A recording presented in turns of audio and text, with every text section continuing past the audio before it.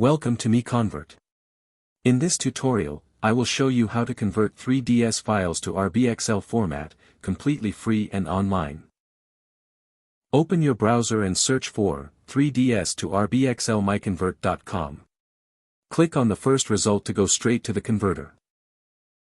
You are now on the 3ds to RBXL converter page.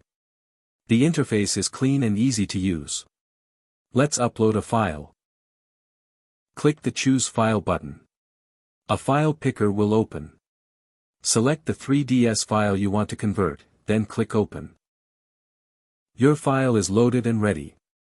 You can see the file name, size, and destination format. Click Convert now to start the conversion. The conversion is in progress.